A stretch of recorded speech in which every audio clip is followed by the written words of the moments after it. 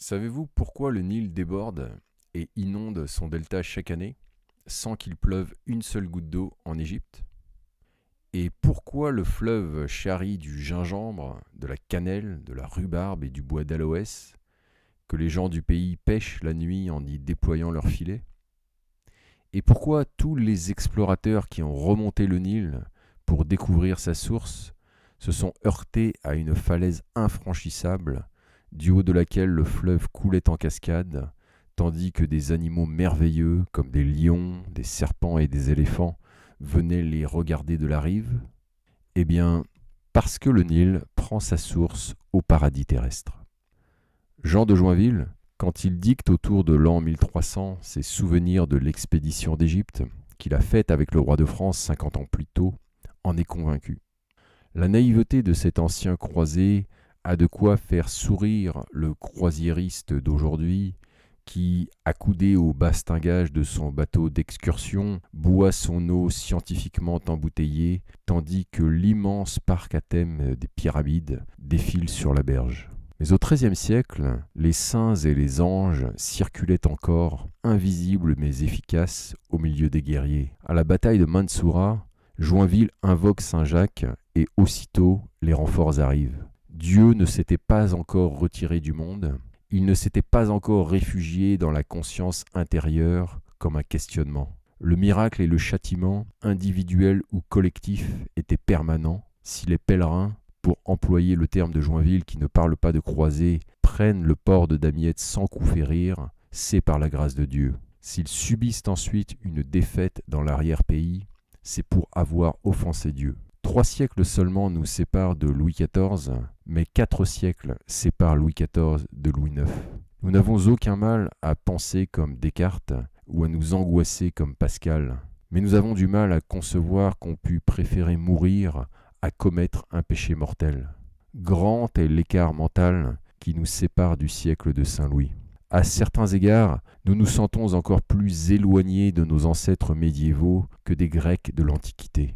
En ce Moyen-Âge, souvent qualifié d'obscur, l'Europe occidentale paraît retomber en enfance. Le questionneur Socrate, l'ingénieur Archimède, le mathématicien Pythagore, l'orateur Démosthène, l'homme d'État Périclès, nous semblent plus proches que ces barbares médiévaux qui, quand ils avaient offensé quelqu'un, ne se présentaient pas devant un juge, mais devant l'offensé pieds nus, en braise et en chemise, et lui tendaient une épée, en l'invitant à leur couper le poing en réparation de l'offense.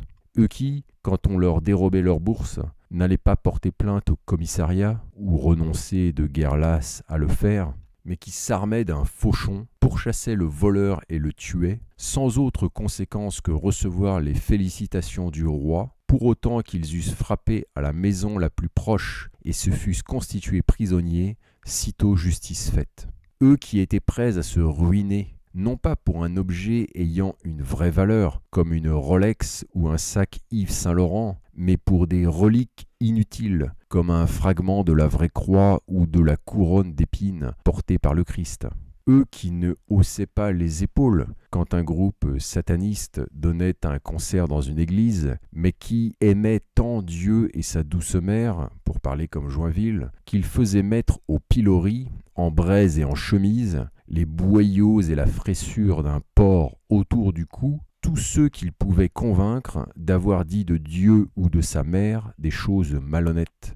Eux qui n'étaient pas obsédés par des risques sérieux pour la santé, comme la prise de poids, les mauvais gras, l'inactivité physique ou les emballages en aluminium, mais qui avaient la hantise de mourir en état de péché mortel et de brûler pour l'éternité en enfer. Eux qui croyaient que quand on rêve à un disparu, ce n'est pas notre inconscient qui parle, mais l'âme du mort qui nous rend visite. Eux qui ne pensaient pas qu'un chrétien dût tendre la joue gauche à tort et à travers, mais que quand un chrétien laïque entend mal parler de la loi chrétienne, il ne doit pas la défendre autrement qu'avec l'épée dont il doit donner dans le ventre aussi loin qu'elle peut entrer. Eux dont le roi ressemble plus à un chef de guerre qu'à un chef d'État, Lui qui, au lieu de faire bombarder à distance en homme civilisé les pays mécréants, abandonnait famille et royaume et embarquait avec ses vaillants compagnons pour une odyssée de 10 semaines et une expédition de 6 années, pour la simple raison que les Turcs avaient pris la belle Jérusalem et en barraient l'accès aux pèlerins, et qu'il fallait délivrer la belle. Si encore Jérusalem avait eu des puits de pétrole, l'homme d'aujourd'hui comprendrait. Mais non, l'intervention n'avait pas d'autre but que rouvrir l'accès du tombeau du Christ aux pèlerins, afin qu'ils puissent expier leurs fautes et éviter les flammes de l'enfer. Quel occidental aujourd'hui ferait la guerre pour des pèlerins pour garantir l'accès à un lieu saint?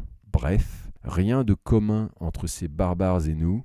Avec Socrate, Archimède, Pythagore, nous sommes entre adultes. Lisant Joinville, nous avons l'impression d'écouter un enfant qui nous raconte le soir à quels jeux il a joué pendant la journée. Et pourtant, quels exploits n'ont pas accompli ces enfants du XIIIe siècle? Les frontières actuelles de la France, qui dépassaient à peine la grande couronne de Paris quand le grand-père de Saint-Louis, Philippe Auguste, accéda au trône, c'est eux qui nous les ont donnés. La Sainte-Chapelle, les remparts d'Aigues-Mortes, Notre-Dame de Chartres, Notre-Dame d'Amiens, la nef de Saint-Julien-du-Mans, l'essentiel de Notre-Dame de Paris, c'est eux qui les ont construits. Les premiers hôpitaux, les premières universités, c'est eux qui les ont fondés. L'essor des villes et du commerce, le prestige du nom franc, qui devint synonyme d'européen partout au Levant, c'est eux. Le renforcement de l'État et son émancipation vis-à-vis de l'Église, c'est eux. Imaginez juste les villes françaises sans aucun des monuments datant du Moyen-Âge. Comme les villes françaises deviendraient pauvres, laides et tristes, il ne viendrait plus beaucoup de touristes en France. Ne serait-ce que pour l'équilibre de notre balance commerciale, déjà bien fragile, nos ancêtres médiévaux ont droit à notre gratitude. Ne soyons pas dupes du titre de l'ouvrage de Joinville, Livre des saintes paroles et des bons faits de notre saint roi Louis. Cette vie de saint Louis, comme on l'appelle couramment, n'est pas une légende dorée. Louis IX n'est pas un saint de pacotille qui commande aux montagnes de se jeter dans la mer et plouf, la montagne noire roule dans les flots bleus. C'est un homme en chair et en os qui rit mou clairement, comme dit Joinville, dépasse tout son entourage d'une demi-tête, se plaint d'être négligé par ses frères lorsqu'il est malade, se met en colère quand on lui demande quelque chose, commet des erreurs tactiques qui entraîneront la défaite et la capture de son armée, et, par son obsession maladive pour Jérusalem, néglige le royaume de France et y cause maint grand deuil dans les familles de ceux qui sont partis à sa demande pour l'Égypte ou pour Tunis et qui, pour beaucoup, n'en reviendront pas. Joinville n'entonne pas une épopée. Il ne présente pas les croisés comme autant de Roland à Roncevaux. À la bataille de Mansoura, raconte-t-il, je cite, « Il y eut bien des gens et de grandes prétentions qui prirent la fuite en perdant la tête, et nous n'arrivâmes jamais à en faire arrêter un auprès de nous. Il y en a dont je donnerai bien les noms, je m'en abstiendrai, car ils sont morts. » De même, racontant la bataille de la Forbie, antérieure de 6 ans à l'arrivée de Saint Louis en Égypte, un désastre dont les États latins d'Orient ne se remirent pas, rendant ainsi inutile, avant même qu'elle commençât, la malheureuse expédition de Saint Louis en Égypte, Joinville rapporte que, je cite, « tous nos gens s'enfuirent laidement ». Fin de citation. Ce qui est d'autant plus honteux qu'un groupe de Sarrasins de Palestine, qui étaient alliés aux Francs contre les Sarrasins de Bagdad et d'Égypte, se défendirent tant, eux, que sur les 2000 qu'ils étaient, seuls 280 survécurent. Ce n'est pas la chanson de Roland donc, il n'y a pas que des preux du côté franc, ni que des suppôts de Satan du côté sarrasin. Tout comme la frontière de la bravoure et de la couardise, la frontière du bien et du mal passe par le milieu de chaque camp. La cupidité abonde chez les chrétiens. Les sergents du roi de France dépouillent les champenois de Joinville. Des moines dérobent de l'argent à Joinville. Lorsque le saint roi, qui a perdu presque toute son armée en Égypte, se demande comment attirer des chevaliers en Terre Sainte afin de renforcer les États latins d'Orient, qui se sont réduits comme peau de chagrin depuis leur création à la suite de la première croisade, 150 ans plus tôt, Joinville, jeune et hardi chevalier qui n'a pas la langue dans sa poche, lui dit, s'adressant à lui à la troisième personne, je cite, « Le roi n'a encore rien dépensé de son argent, mais seulement l'argent du clergé. Si le roi accepte de dépenser pour engager des chevaliers, il en accourra de Grèce et de tous les pays d'Europe qui remplaceront les chevaliers qu'il a perdus en Égypte. » Fin de citation. L'argent est le nerf de la guerre, c'est bien connu. Rares sont les hommes qui se battent pour la beauté du geste, pour la foi ou pour la délivrance de Jérusalem, mais pour une bonne solde, ils sont nombreux. S'acquérir des mérites au ciel, c'est bien beau, mais il faut d'abord manger, nourrir son cheval et faire des réserves en vue de réparer au retour la toiture du donjon du château familial qui prend l'eau.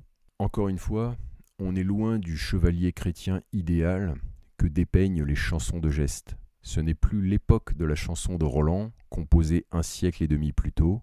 Ce n'est pas le même genre littéraire non plus. Cette vie de saint n'a pas que des passages édifiants, il y a de la satire dans cette hagiographie. Même le légat du pape parle ainsi selon Joinville, je cite, « Nul ne sait comme moi les péchés affreux que l'on fait à Acre. » Fin de citation. Et pourtant, Joinville persiste à nous présenter le roi défunt comme un saint. Il persiste à croire que, je cite, « Notre religion chrétienne est la meilleure. » Fin de citation. Bref, il garde la foi. Est-ce pour autant un fanatique? Non. Par exemple, lors de la retraite vers Damiette, ordonnée par saint Louis au printemps 1250, afin d'échapper à l'encerclement et à la famine, le bateau de Joinville, qui tente de redescendre le Nil, est soudain environné de bateaux sarrasins. Les Sarrasins sont en grand nombre, les Francs sont une poignée. Il est clair qu'il faut se rendre.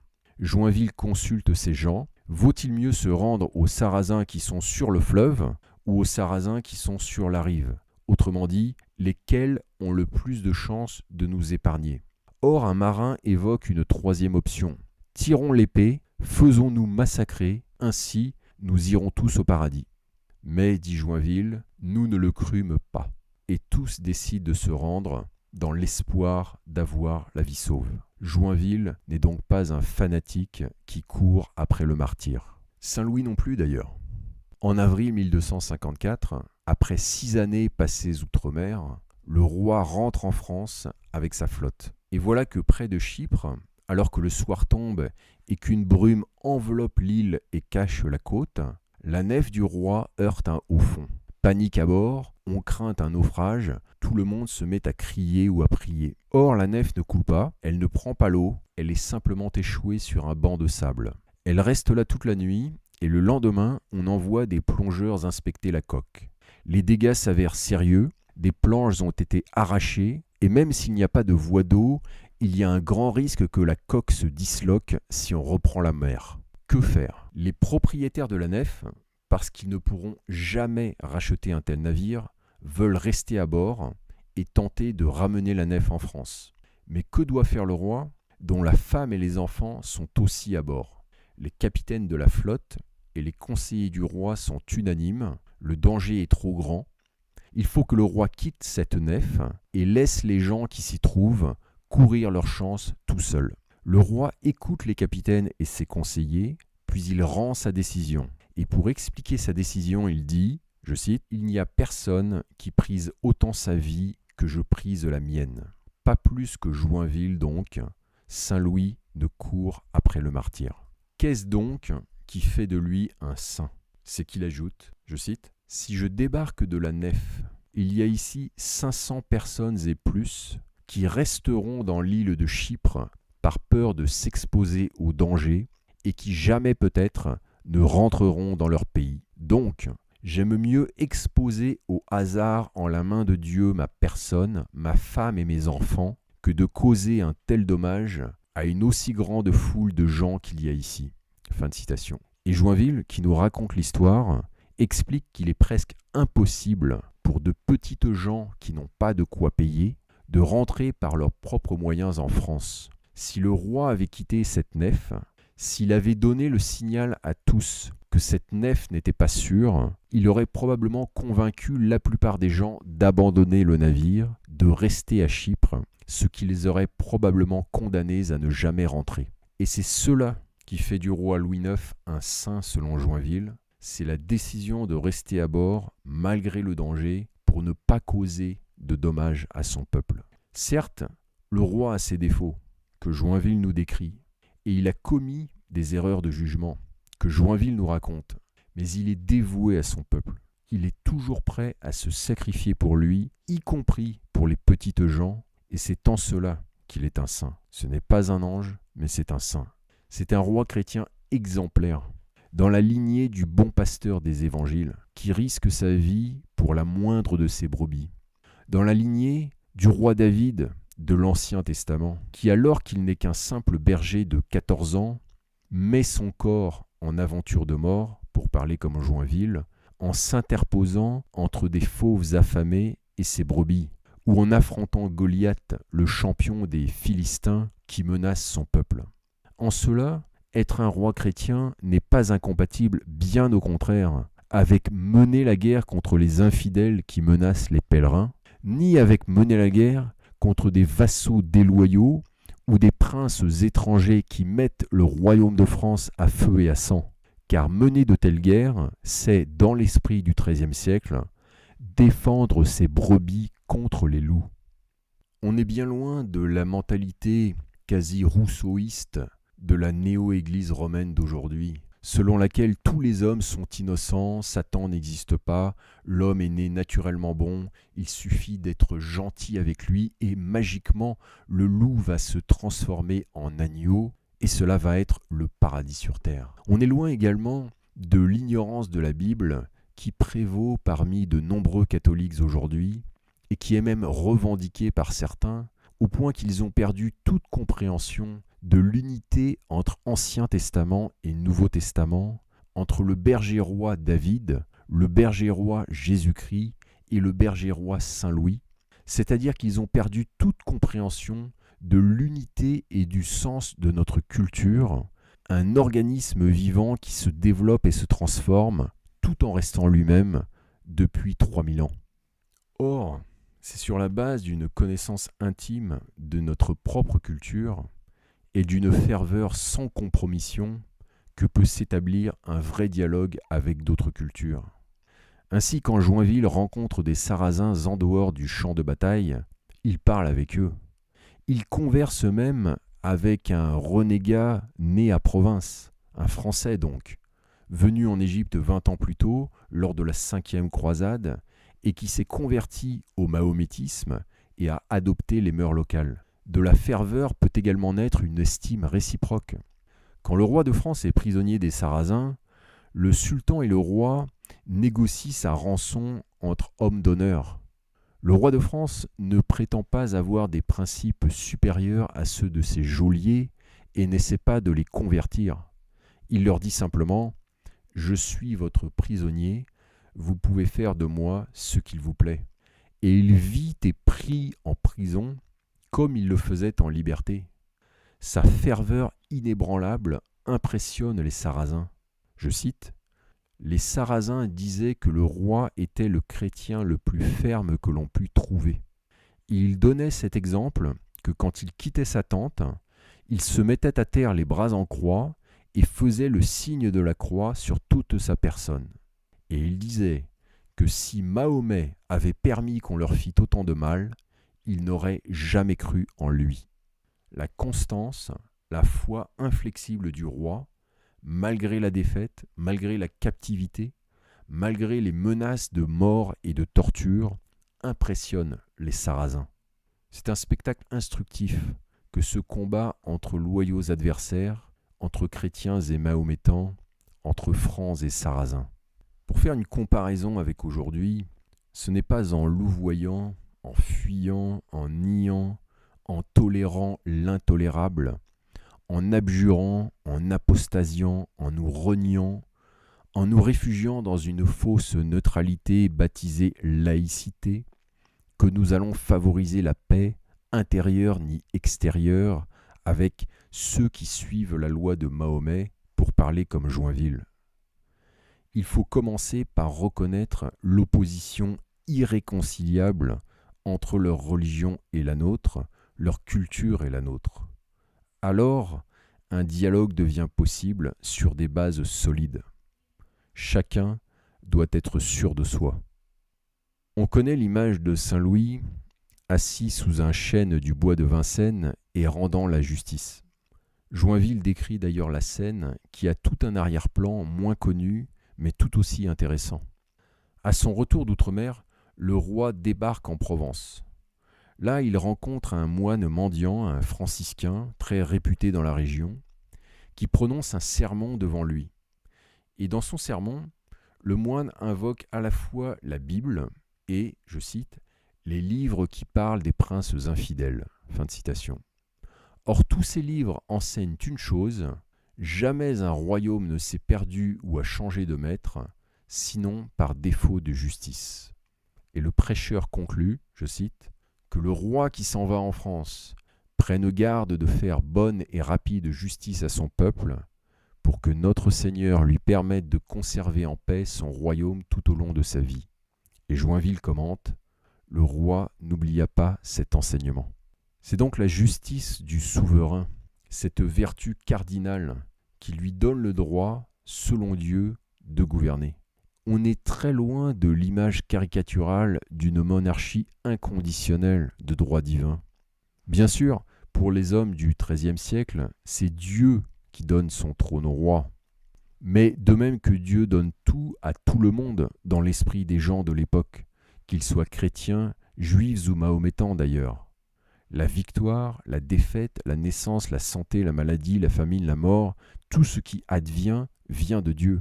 Donc, si un roi gouverne injustement son peuple, Dieu le punira en lui retirant son trône. Traduction en langage séculier, un ordre injuste ne peut pas subsister longtemps. Faites donc prompte justice à votre peuple, selon le conseil du frère prêcheur. Commentaire personnel. On aimerait parfois que nos dirigeants actuels eussent de tels conseillers plutôt que Machiavel. Fin de parenthèse. Mais qu'est-ce que la justice au XIIIe siècle ? Ce n'est pas un système abstrait de distribution qui fonctionne tout seul comme une machine magique, selon ce que croient beaucoup de nos contemporains, les mêmes sans doute qui considèrent les gens du Moyen-Âge comme des naïfs, mais passons. La source de la justice, c'est la vertu du juge. Pour que la justice règne dans un État, il faut que le ton vienne d'en haut, que le roi lui-même soit juste. Rappelons que, pour les hommes du Moyen-Âge, tout comme pour les hommes de l'Antiquité, la justice est une qualité personnelle. C'est une des 4 grandes vertus humaines, dites cardinales, avec le courage, la prudence et la tempérance. Ce sont les modernes qui conçoivent la justice comme un état abstrait, attaché à une société et détaché des individus qui la composent. Ce sont les modernes qui croient que la justice consiste à redistribuer les richesses par je ne sais quel mécanisme gouvernemental, peu importe que les individus soient vertueux ou non, justes ou non. C'est ainsi qu'on en arrive à des sociétés gouvernées par des hommes corrompus qui font le malheur de tous au nom du bien. Mais pour un homme du XIIIe siècle, tout comme pour Platon ou Aristote 2000 ans plus tôt, une société juste, c'est une société composée d'hommes justes, à commencer par l'homme qui règne sur cette société, et de là découle son harmonie. Saint Louis fut donc un roi juste. Et après le récit de l'année passée en Égypte, et des 5 années passées en Terre Sainte, qui constitue ce que les historiens appellent la 7e croisade, Joinville consacre la dernière partie de son livre à décrire les bienfaits que le roi a apportés au royaume de France. La paix extérieure et intérieure, de nombreux embellissements sous forme d'églises et de monastères, la prospérité, notamment parce que le roi a modéré les impôts et favorisé l'essor des villes en maintenant les libertés qu'elles avaient acquises. Et enfin, bien sûr, le roi a apporté la justice au royaume, y compris en prévenant la corruption de l'administration royale, par des règles très précises, ou en refusant de mettre le bras séculier au service des intérêts de l'Église, fait peu connu mais important, le règne de Saint Louis fut tout sauf une théocratie. Tout cela donc, Joinville l'indique. Toutefois, c'est sous le signe du deuil, et non pas de la paix, de la prospérité ni des embellissements que Joinville place le règne de Saint-Louis, tant est grande l'ombre projetée par les nombreux morts des expéditions outre-mer. Très tôt dans son livre, Joinville rappelle que le roi est né le jour de la Saint-Marc, un jour où, je cite, « En beaucoup d'endroits, on porte en procession des croix. En France, on les appelle les croix noires. » Ce fut une manière de prophétie de la multitude d'hommes qui moururent au cours de ces deux croisades, à savoir celle d'Égypte et l'autre celle de Tunis, où il mourut. Et cela a été un sujet de maintes grandes tristesses en ce monde. Fin de citation. Joinville place le règne de Saint-Louis sous le signe du deuil. En 1305-1309, quand Joinville dicte ses souvenirs, le royaume de Jérusalem, les États latins d'Orient, pour lesquels tant de ses compagnons sont morts, ont disparu. Et si le saint roi Louis inspire trop de respect posthume, trop de vénération même à Joinville, pour qu'il lui reproche directement dans son livre ses décisions passées, il ne mâche pas ses mots à l'égard des conseillers qui ont encouragé le roi à partir de nouveau en croisade pour Tunis, où il trouva la mort. Joinville ne cache d'ailleurs pas qu'il a, lui, refusé d'accompagner le roi dans cette seconde croisade. En soi, ce refus est une condamnation de l'entreprise des croisades par Joinville. Trop de sang versé, trop d'argent dépensé. Ce qui n'empêche pas Joinville, on l'a vu, de vénérer le souvenir du roi. Cette combinaison d'admiration et de réserve rend le livre très riche. Ce n'est pas le livre d'une seule idée, d'un seul sentiment. Joinville ne s'abaisse en revanche jamais à se plaindre. Ce n'est pas sous sa plume qu'on trouverait des phrases comme « Ils sont morts pour rien » ou bien « Qu'est-ce que nous avons souffert ?» Mais objectivement, son livre est le récit d'un échec, puisque l'expédition d'Égypte et les 5 années passées à fortifier des citadelles en Terre Sainte avaient pour but de renforcer les États latins d'Orient et que ceux-ci ont été rayés de la carte au moment où Joinville dicte ses souvenirs. Le livre a donc quelque chose de crépusculaire. Toutefois, parce que Joinville a conscience d'avoir côtoyé un homme extraordinaire, un prud'homme, courageux et juste, et qui plus est un saint, prêt à donner sa vie pour son peuple, et parce qu'il a la foi, parce qu'il espère en un paradis après la mort, dont les joies compenseront les souffrances d'ici-bas, Joinville ne bascule jamais dans l'amertume, le cynisme ou le sarcasme qui caractérisent tant de témoignages d'anciens combattants du XXe siècle. Les morts, cause de maintes grandes tristesses en ce monde, sont, dit Joinville, un sujet de maintes grandes joies au paradis. Fin de citation. L'espérance chrétienne atténue le chagrin causé par tant de morts prématurées. Elle contribue grandement à préserver le livre de la déploration. Le récit de la 7e croisade par Joinville, ce n'est pas le récit de la guerre de 14 par Céline. Même si le voyage mène au bout de la nuit, cela reste un pèlerinage. Au bout brille une lumière.